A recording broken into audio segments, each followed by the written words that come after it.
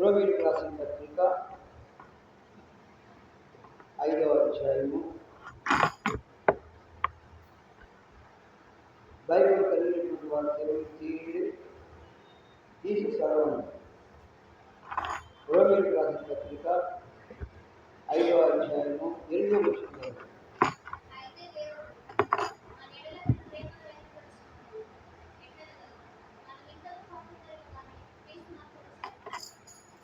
ప్రార్థన చేసుకున్నాం.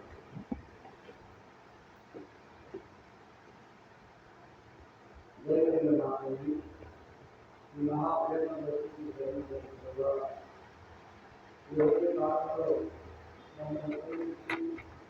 ఈ కాలంలో నడిపించిన ఈ మహాప్రేమ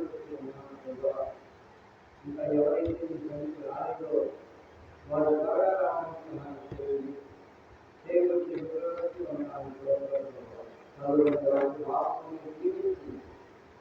మనిషి వాస్తవానికి నా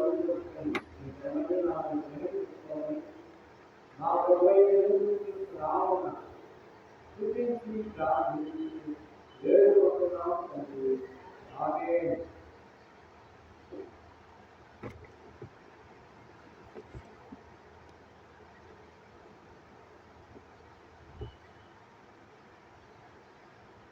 మనం చదువుకున్నటువంటి వాక్య భాగము రోమీయులకు రాసిన పత్రిక 5వ అధ్యాయము 8వ వచనం మనం చదువుకున్నాం. దేవుడు మన ఎడల తన ప్రేమను వెల్లడిపరుస్తున్నాడు. ఎట్లనగా మనమింకనూ పాపులమై ఉండగానే క్రీస్తు మన కొరకు చనిపోయాను. చూడండి, ఇక్కడ మనం చదువుకున్న వాక్య భాగంలో దేవుడు మన ఎడల తన ప్రేమను వెల్లడిపరుస్తున్నాడు. మనము అనే మాట మనం కొంచెం ఆలోచన చేస్తే ఈ లోకంలో మనిషిగా పుట్టిన ప్రతి మానవుడు మనలో అనే మాట ఉన్నాడు. కులము, మతము, జాతి, విచక్షణ లేదు. మనం అంటే అందరం అని, నేను అంటే ఒక్కడినే, మనం అంటే అందరం. చూడండి, యేసు ప్రభు ఆయన అందరి కొరకు సిలువలో ప్రాణం పెట్టాడు. నమ్మినవాడి కోసం పెట్టాడు, నమ్మనవాడి కోసం పెట్టాడు, దేవుడు లేడనే వాడి కోసం పెట్టాడు, దేవుడు ఉన్నాడనే వాడి కోసం పెట్టాడు. దొంగలకి, చూడండి, లోకంలో భయంకరమైన పాపంలో జీవించే ప్రతి మనుషుడి కొరకు యేసు ప్రభు సిలువలో తన ప్రాణాన్ని బలిగా అర్పించాడు. సామాన్యంగా లోకంలో ఎవరైనా ఒక మంచి వ్యక్తి ఉంటే అందరూ ఒక వ్యక్తి అభిమానంగా ఉంటారు. ఏది మంచి మనిషి, ఒక ఏదైనా చట్టాలు పట్టుకుంటే ఏదైనా మనిషిలో అలాంటి ఎవరు పట్టిస్తారు, ఎవరు పలకరిస్తారు. ఎందుకు అయ్యా వాడి మనుషులు అయ్యా. ఆలోచించండి, యువదే కాలంలో ఈ లోకంలో మంచివారిని దేవుడు ప్రేమిస్తున్నాడు, చెడ్డవారిని కూడా దేవుడు ప్రేమిస్తున్నాడు. మత్తయి సువార్తలో ఉంటుంది ఆ మాట. మంచివారి మీద సూర్యుడు ప్రకాశిస్తున్నాడు, చెడ్డవారి మీద కూడా సూర్యుడు ప్రకాశిస్తున్నాడు. చూడండి, సూర్య ప్రకాశం లేకపోతే మనిషికి రోగాలు వస్తాయి. మీకు తెలుసో తెలియదు. సూర్య ప్రకాశం ఎండ లేకపోతే పంటలు అసలు పండవు. నీడను ఒక చెట్టు పెట్టండి, ఎండలో ఒక చెట్టు పెట్టండి. ఎండలో ఉన్న చెట్టు బాగా ఎదిగిద్ది, నీళ్ళలో ఉన్న చెట్టు ఏం చేస్తుంది, మరుగుజ్జి వెళ్ళి అట్టాగే ఉంటుంది. ఎన్నాళ్ళు ఉంటే అది అట్టాగే ఉంటుంది. ఈనాడు కూడా కొంతమంది జీవితాల్లో దేవుని వాక్యం ఎంత విన్నా కానీ వాడి జీవితాల్లో మార్పు లేకుండా బ్రతుకుతున్నారు, మారు మనసు లేకుండా బ్రతుకుతున్నారు. ఒక చెవిలో వింటున్నారు, ఇంకో చెవితో వదిలేస్తున్నారు. ఇది నాకు కాదులే, వాళ్ళ మందిరంలో నేను కూర్చున్న వాళ్ళకేలే, ఇక్కడ మనం కూర్చున్న వాళ్ళు కాదు అనుకోవకండి. దేవుని వాక్యము ప్రతి మానవుడికి, మనిషిగా పుట్టిన ప్రతి మానవుడితో దేవుడు మాట్లాడుతూ ఉన్నాడు తన వాక్యము ద్వారా. అందుకని దేవుడు మన ఎడల తన ప్రేమను వెల్లడిపరుస్తున్నాడు. ఎట్లనగా మనం ఇంకనూ పాపులమై ఉండగానే క్రీస్తు మన కొరకు చనిపోయాడు. మన కోసం చనిపోయేవాళ్ళు ఎవరైనా ఉండాలా? నీ భర్త నీ కోసం చనిపోడు, నీ భార్య నీ కోసం చనిపోడు, నీ బిడ్డలు నీ కోసం చనిపోరు, నీ తల్లిదండ్రులు నీ కోసం చనిపోరు. చనిపోయేవాళ్ళు ఎవరైనా ఉండాలా? చెప్పండి. ఎవరు లేరు. ఎవరు బ్రతుకు వాళ్ళే, ఎవరి జీవితానికి వాళ్ళే బాధ్యులు. కానీ యేసు ప్రభు నీ కొరకు నా కొరకు, నువ్వు ఎక్కడి నుండి ఈ మాటలు వింటున్నావో నీ కొరకు కూడా ఆయన మరణించాడు. ప్రపంచంలో ప్రతి మనుష్యుని కొరకు ప్రాణం ఇచ్చినటువంటి దేవుడు ఎవరంటే యేసు ప్రభు. యేసు ప్రభు తప్ప ఈ భూమి మీద ప్రాణం ఇచ్చిన దేవుడు ఎవరు లేరు. ప్రాణం పెట్టాడు. ఏం చేస్తాడు? మంచి కాపరి తన గొర్రెల కొరకు ప్రాణము పెట్టును. యోహాను సువార్త 10వ అధ్యాయంలో ఉంది ఈ మాట. ఏం చేస్తాడు మంచి కాపరి? గొర్రెల కోసం ప్రాణం పెడతాడు. మంచి కాపరి. ఎవరు ఈ మంచి కాపరి అంటే మన ప్రభు అయిన యేసుక్రీస్తు వారు. మనల్ని ప్రేమించాడు కనుకనే మన కోసం ప్రాణం పెట్టాడు. రక్షించడానికి, తన రాజ్యానికి మనం వారసులుగా చేయడానికి, మన పాప శాపమును ఆయన శిలువలో మోసాడు, భరించాడు. మన పాపము శాపము ఆయన వీపు మీద మోపబడింది. ఆ కలవరి శిలువలో మన కోసం 3 శీలల మీద వేలాడదీయబడ్డాడు. ప్రక్కలో బల్లిపు పొడి పొడిచారు. మంచినీళ్ళు అవుతుంది అంటే కనీసం మంచినీళ్ళు కాదు కదా, చేదు చెరకు అందించారు ఆయన నోటికి. చూడండి ఎంత భయంకరమో ఆలోచించేది. మంచినీళ్ళే కదా, డబ్బులు పెట్టి కొనుక్కునేవి కాదు కదా. మంచి నీళ్ళు కూడా ఇవ్వడానికి ఇష్టపడలేదు ఆనాడు ప్రజలు. యేసు ప్రభు అంటే ఎంత కోపమో, యేసు ప్రభు అంటే ఎంత ద్వేషమో. అప్పుడే కాదు, ఇప్పుడు కూడా ఉండాలి అలాంటి వాళ్ళు. ఇప్పుడు కూడా ఉండాలి. యేసు ప్రభు అంటే ద్వేషం, యేసు ప్రభు నమ్మిన వాళ్ళు అంటే అంతకంటే ద్వేషం. అప్పుడప్పుడు నాకు కొన్ని సందర్భాల్లో కొంతమంది తగులుతూ ఉంటారు. ఏమంటారు తెలుసా? అయ్యో ప్రార్థనకి వెళ్ళేవాడు అసలు మంచివాళ్ళే కాదు అంటాడు. మైక్లో చెబితే బాగా పక్కకు వచ్చా. ప్రార్థన పోయేవాడు మంచివాళ్ళే, ఈడేదో పెద్ద మంచివాడు అయినట్టు. చూడండి ఎంత తేలిక. దేవుని బిడ్డలంటే ఎంత తేలిగ్గా మాట్లాడతారంటే చెప్పడానికి వీల్లేదు. నువ్వు ప్రార్థనకు వెళ్తున్నావుగా, అవుతాడు ఏంద్రా అంటారు. ప్రార్థన పోకుండా వాడు ఏమి చేసినా, ఎన్ని మాటలు అబద్ధాలన్నా వాడి గురించి ఎవడో పట్టించుకోడు. ప్రార్థనకు వెళ్తా ఒక అబద్ధం ఆడినా ఒప్పుకోరు, బూసులు తిట్టినా ఒప్పుకోరు, ఏదైనా కోపం వచ్చి ఒక దెబ్బ కొట్టినా కానీ ఇక్కడికి ఓర్పే లేదు, చూడు ఎట్లా మాట్లాడుతున్నారు అంటారు. అవునా? కానీ ప్రార్థనకు రానోడు వాడు ఎన్ని మాటలు మాట్లాడినా వాడిని ఏమనరు. ఎందుకు?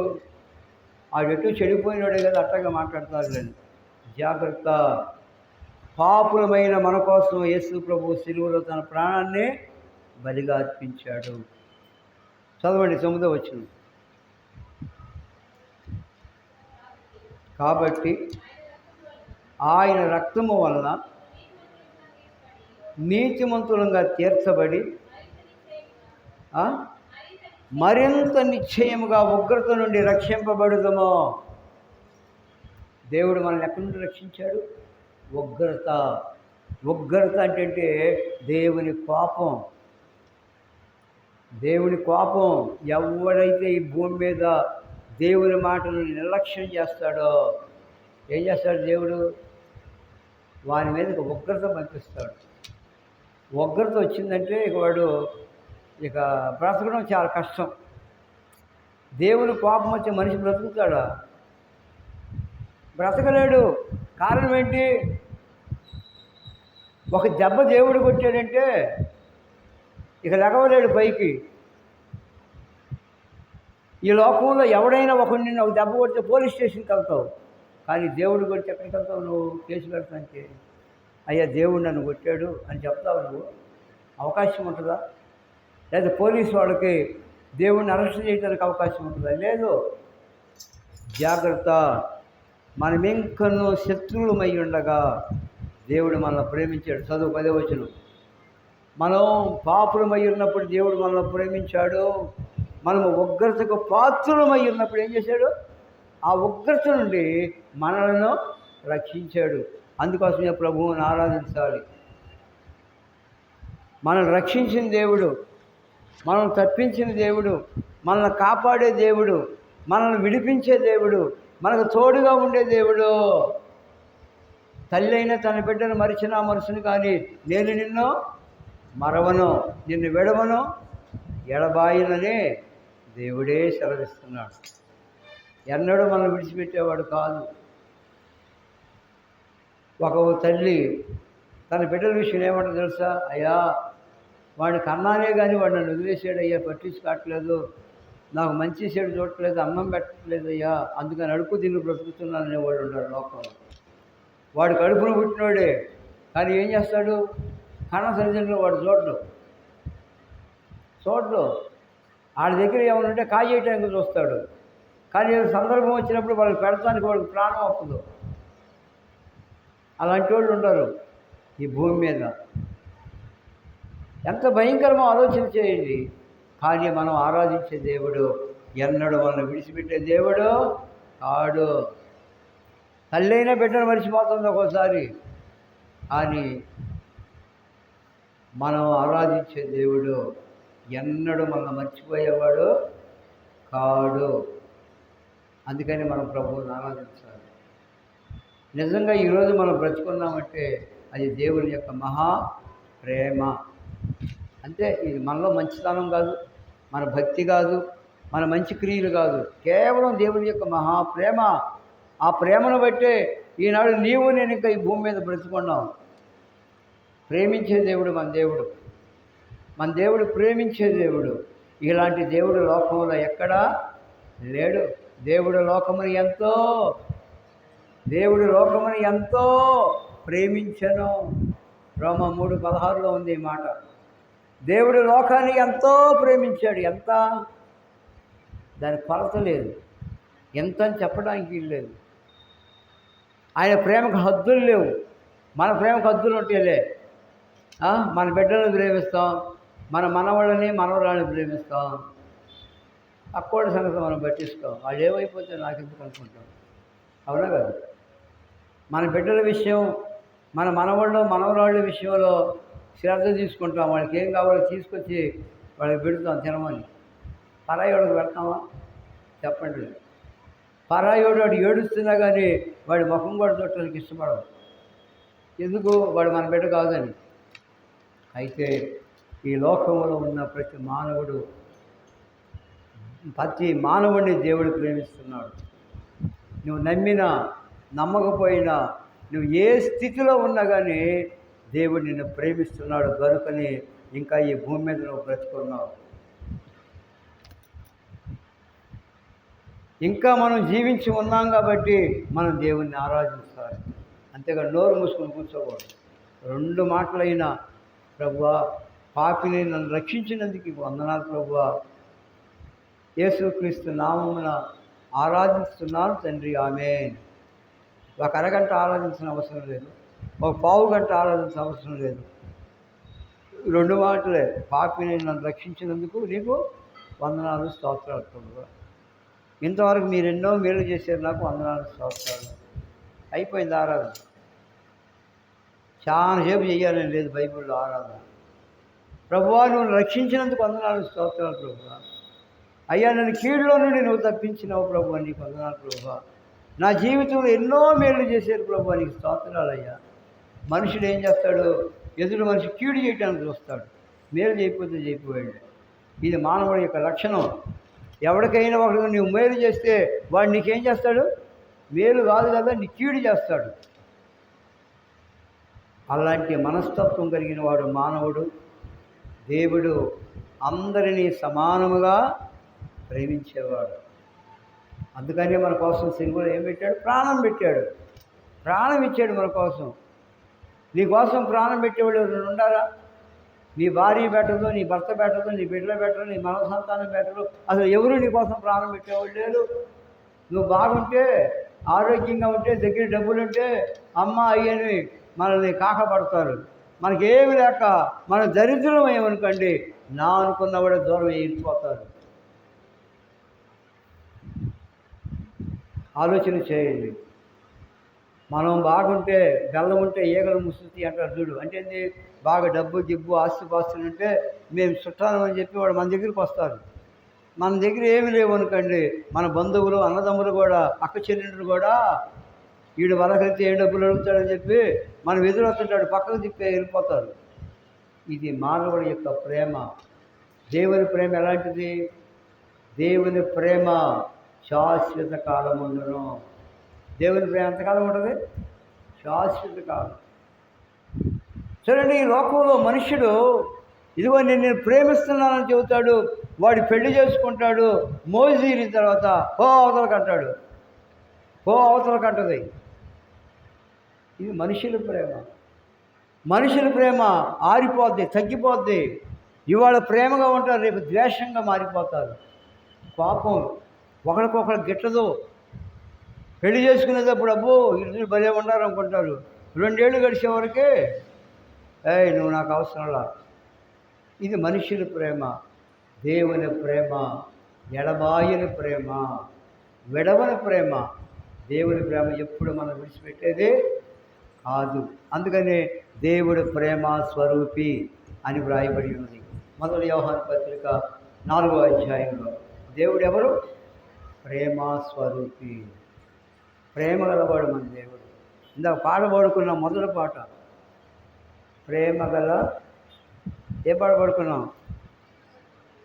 తల్లి ప్రేమ మారదు, తండ్రి ప్రేమ మారిపోతాయి, కానీ మనం ఆరాధించే దేవుని ప్రేమ ఎన్నటికీ మారదు. ఒక పాటే పాడుకున్నాం, దేవుని ప్రేమల గురించిన పాట అది.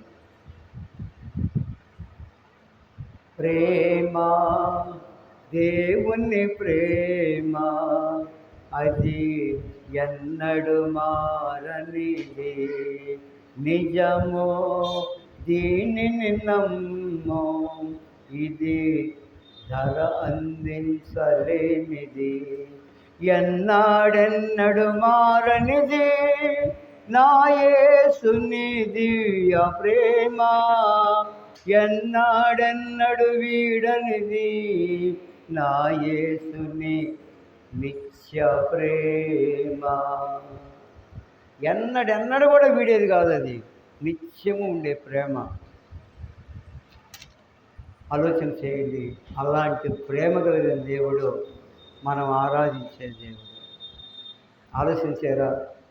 ఈనాడు అనేక మంది లోకంలో దేవుడు ఎంత ప్రేమ గలవాడో గ్రహించలేకపోతున్నారు, తెలుసుకోలేకపోతున్నారు. చెప్పినా కానీ అర్థం చేసుకోలేకపోతున్నారు. ఒకడు అంటాడు, అయ్యా నా భార్యని నేను ప్రేమిస్తున్నాను కానీ అదే నన్ను అర్థం చేసుకోవట్లేదు అనేవాడు ఉంటాడు. భార్య కాబట్టి అది అంటాడులే, లేరాలంటాడు. ఒక్కొక్క భార్య అనొచ్చు, నేను నా భర్తను ప్రేమిస్తున్నాను కానీ వాడు మాత్రం నన్ను అర్థం చేసుకోవట్లేదు అంటుంది కోపం మీద. జాగ్రత్త. ఈ లోకంలో అన్నదమ్ముల మధ్య ప్రేమ, తల్లిదండ్రుల మధ్య ఉన్న ప్రేమ, మరి బంధువుల మధ్య ఉన్న ప్రేమ, స్నేహితుల మధ్య ఉన్న ప్రేమ, అది వాడిపోద్ది, రాలిపోద్ది.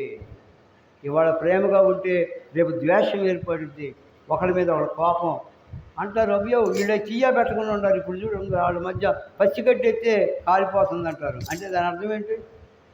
ఒకప్పుడు బాగుండేవాళ్ళు ఇప్పుడు ఒకరికొకరికేమీ పొసగట్లా, గెట్టటల్లా. జాగ్రత్త. మనం ఆరాధించే దేవుని ప్రేమ నిత్యమైనది. అంటే అది యుగాలు ఒకటిగా ఉంటుంది. యేసు క్రీస్తు నిన్న నేడు ఏకరీతిగా ఉన్నాడు. మనమైతే ఏం చేస్తాం?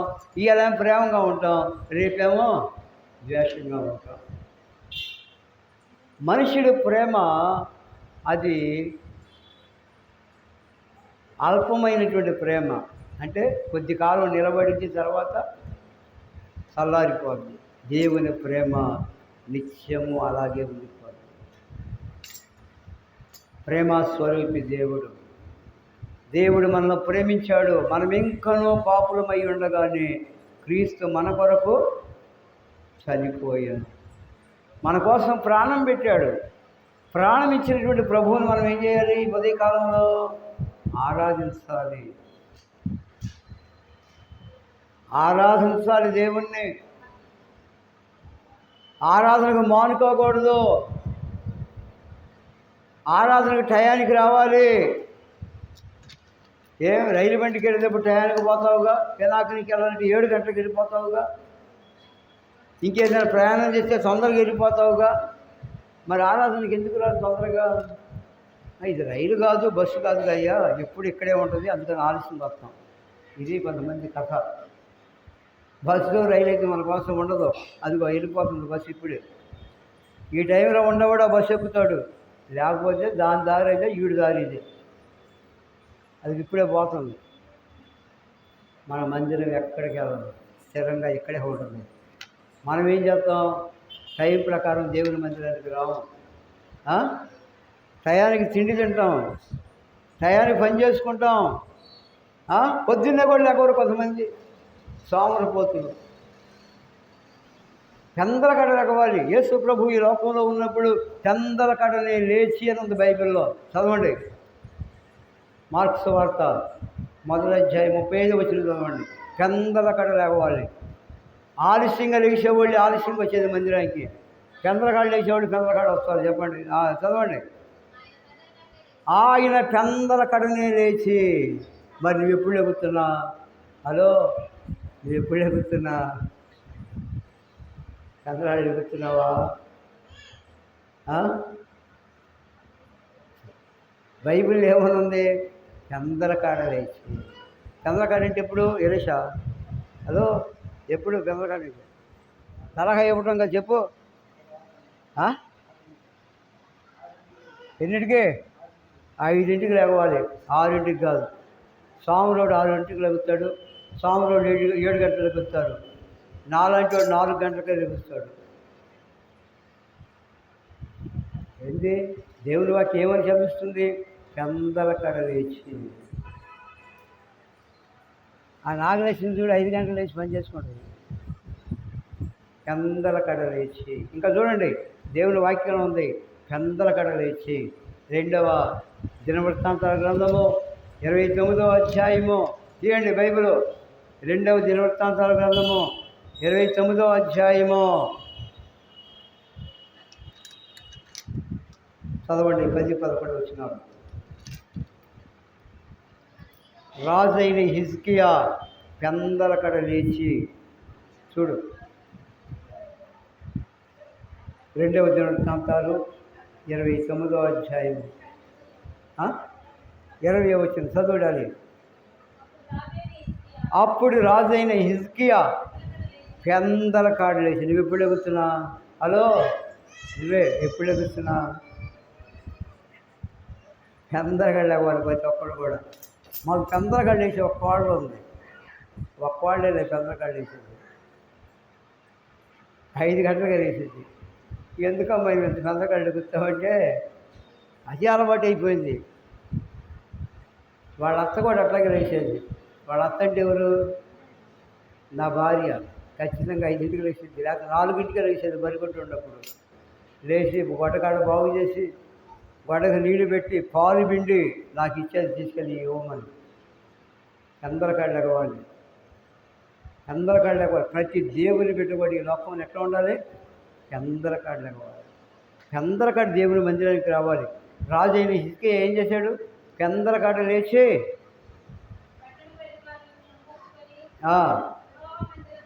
యెహోవా మందిరమునకు పోయి. టైం ఎంత అయింది ఇప్పుడు? ఇంకా కొంతమంది ఇంకా మందిరానికి రాలా.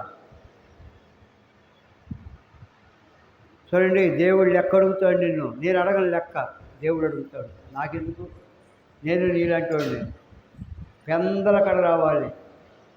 చంద్రకడ ఈ రాజైన హిజ్కియా సమకూర్చుకొని అధికారుల్ని, పట్టణపు అధికారుల్ని యెహోవా మందిరమునకు పోయి. ఎక్కడికి పోవాలి? ఎక్కడికి రావాలి? మందిరానికి పోవాలి. ఎందుకు? ప్రభువుని ఆరాధించడానికి. అది అసలు పాయింట్. ప్రభువుని ఆరాధించడానికి చంద్రకడ రండి. అదే మనకు ఆశీర్వాదం. మన వైజాగ్ అని విశాఖపట్నం ఒక ఊరు ఉంది. విశాఖపట్నంలో 9 గంటలకల్లా మందిరానికి వస్తే వచ్చినట్టు, లేకపోతే తాళం వేసేస్తారు. ఇక వచ్చిన వాళ్ళని తిరిగి వెళ్ళిపోవటమే. చాలా కండిషన్ అక్కడ మందిరంలో.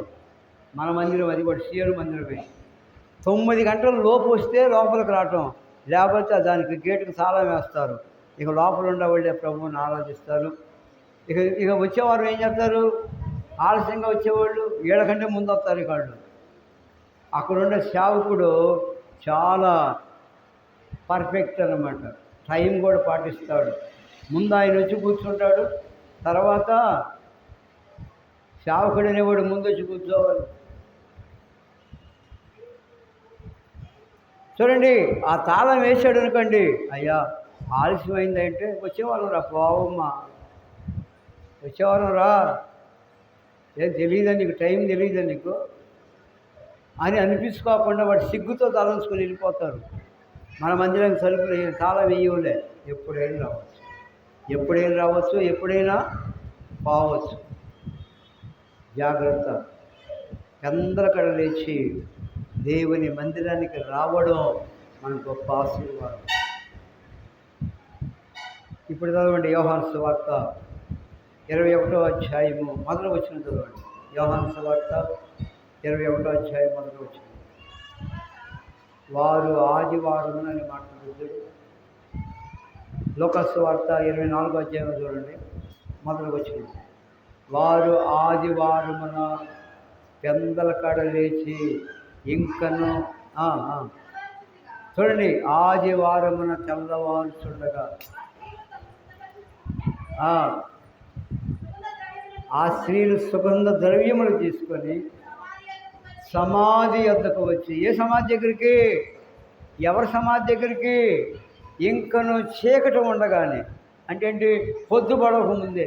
చీకటి ఎప్పుడు ఉంటుంది, పొద్దుపడిచిన తర్వాత చీకటి ఉండదు. పొద్దుపడక ముందే ఇంకనూ చీకటి ఉండగానే సుగంధ ద్రవ్యాలు తీసుకొచ్చారు ప్రభు యొక్క దేహానికి పూయాలని.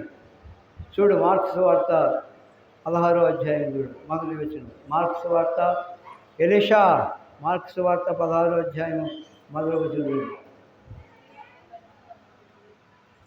చదవాలి. మరి ఏం చదువుతున్నా, వినపడలేదా నీకు?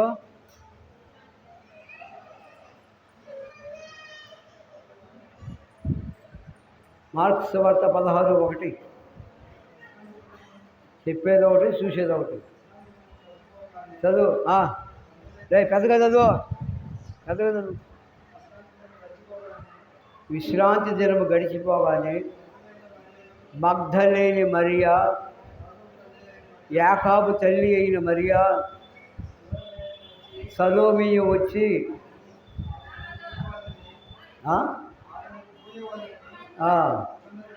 సుగంధ ద్రవ్యములు తెచ్చి, ఎప్పుడు, పెందల కాడనే, ఆలస్యంగానే పెందల కాడనే. ఇప్పుడు చదవండి మత్తయి సువార్త 28వ అధ్యాయం మొదలు వచ్చిన. మత్తయి సువార్త 28:1. ఆదివారమున తెల్లవారుచుండగా మగ్ధలేని మరియా, వేరొక మరియయు. చూడండి, యోహాను సువార్త అన్ని చూసినా కానీ చీకటి ఉండగానే వారు వచ్చారు. ఈ లోకంలో మన జీవితాల్లో దేవుని మందిరానికి బావద్దు, బయటకు బావద్దు, కూర్చోమా, కూర్చో. ఏందట,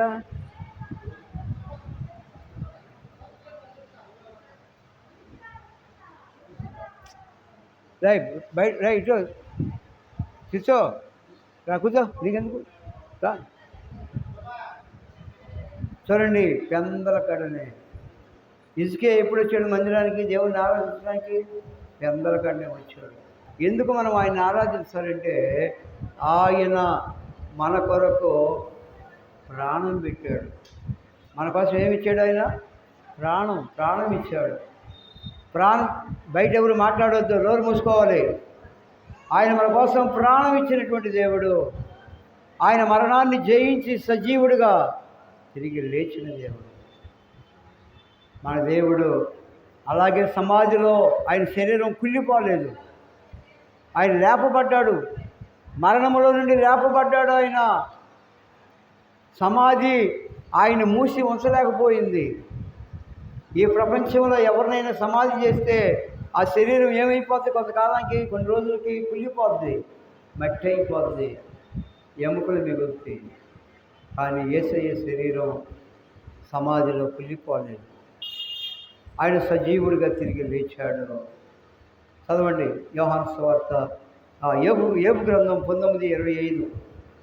జాన్ వెస్లీ చదవాలి. ఏబు గ్రంథం 19వ అధ్యాయం 25వ వచనం. బయట ఉండేవాళ్ళు లోనకొచ్చి కూర్చోవాలి, ఎవరు మాట్లాడొద్దు. అయితే నా విమోచకుడు సజీవుడు. ఎవరు?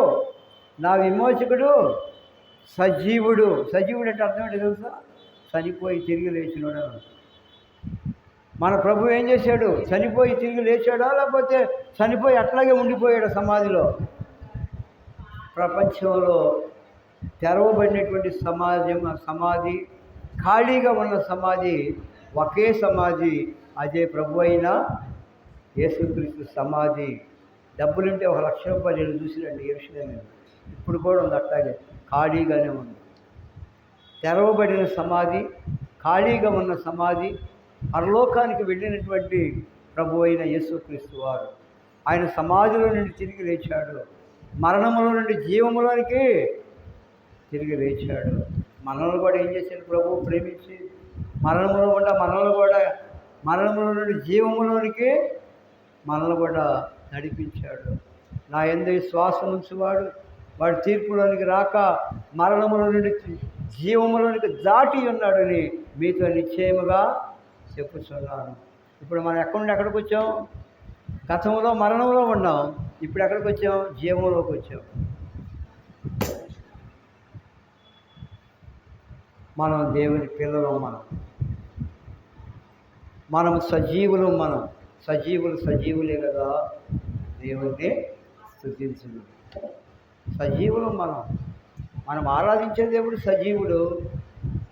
ఆయన అలాగే సమాధిలో ఆయన శరీరం కుళ్ళిపోలేదే, ఆయన సజీవుడిగా తిరిగి లేచాడు. అందుకోసం ఆయన దేవుడైతే తిరిగి లేచేది. దెయ్యాలు బొయ్యాలు తిరిగి లేవు, మనుషులు తిరిగి లేవరు, ఇంకా ఎవరు కూడా తిరిగి లేవరు. యేసు ప్రభు ఒక్కరు మాత్రమే మరణాన్ని జయించి ఏం చేశాడు? ఆయన తిరిగి లేచాడు, సజీవుడు. కాబట్టి సజీవుడైనటువంటి ఆ ప్రభువుని మనం ఈ ఉదయకాలంలో మనం ఆరాధిద్దాం. ఆయన మనల్ని ప్రేమించిన దేవుడు. గుర్తుపెట్టుకోండి పాయింట్స్. ఆయన మనల్ని ప్రేమించిన దేవుడు, మన కోసం ప్రాణం పెట్టినటువంటి దేవుడు, ఆయన మరణాన్ని జయించి తిరిగి లేచిన దేవుడు. ప్రాణం పెట్టాడు, సమాధి చేయబడ్డాడు, 3వ దినం తిరిగి లేచాడు. ఇంకెంతకంటే యేసు ప్రభువుని నమ్ముకోవడానికి ఆధారం ఏం అవసరం లేదు. ఎందుకు యేసు ప్రభువుని నమ్ముకోవాలి? మనం ఆరాధించే దేవుడు సజీవుడు, తిరిగి లేచినటువంటి దేవుడైనా. లేచినాడు రా సమాధి, గెలిచినాడు రా అని పాట పాడుతూ ఉంటాడు. మనకు రాదులే ఈ పాట, ఆ 2 మాటలు నాకు వచ్చు. దేవుడు లేచాడు, గెలిచాడు, సమాధిని గెలిచి లేచాడు.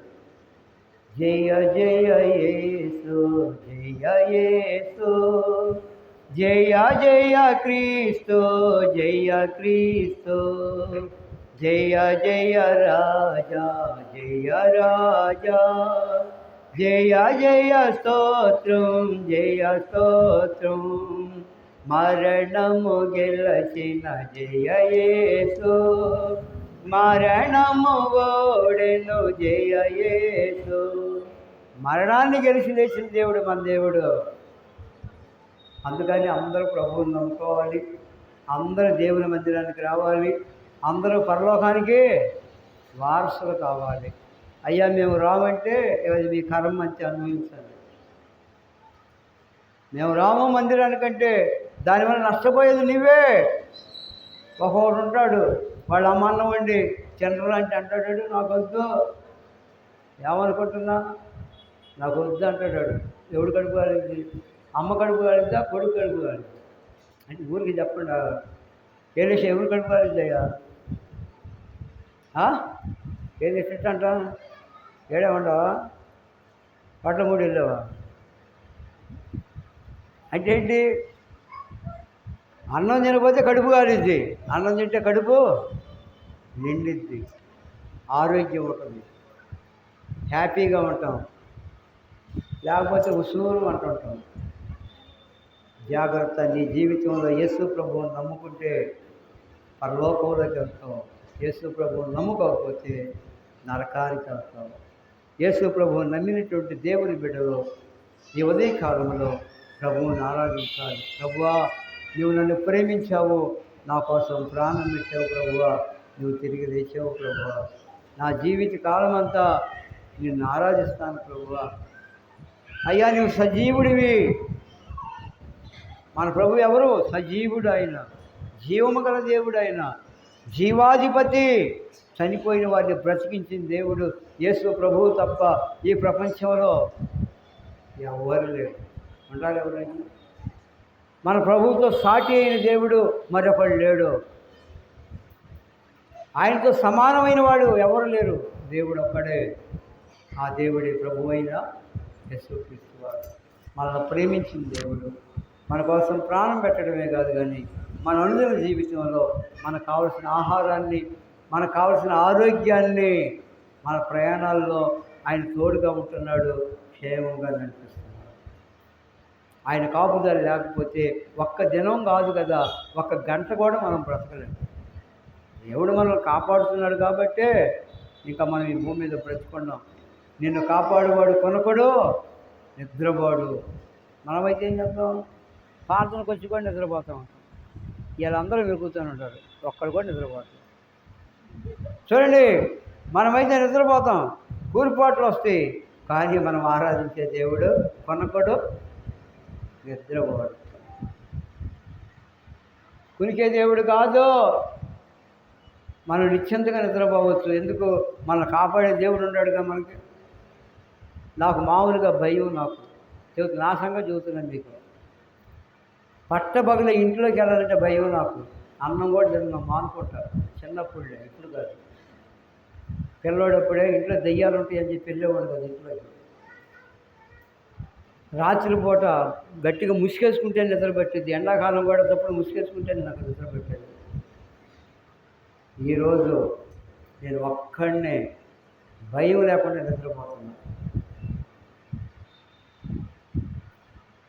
ఎవరిచ్చారు ఈ ధైర్యాన్ని? నన్ను కాపాడువాడు కొనుకడు, నిద్రపోవాడు. అంతే, గుర్తుపెట్టుకోండి. మన కాపాడేవాడు నిద్రపోయేవాడు కాదు, ఊరిపాట్లు పడేవాడు కాదు, మనల్ని విడిచిపెట్టేవాడు కాదు. కాబట్టి కొద్ది మాటలతో మనం ప్రభువుని ఆరాధించి ఆయన మహింపడతాం. అందరూ మోకరించండి. మొట్టమొదటి సహోదరులు